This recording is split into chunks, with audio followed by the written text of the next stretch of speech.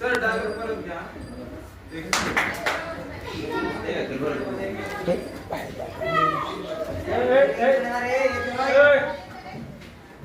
आवाज नको. Ready sir. Action. अरे वा, आजचा सुविचार आज्याने दिला वाटतं. हो सर. निरंजन सर.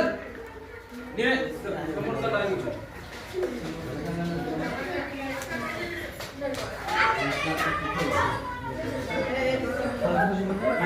हो सर.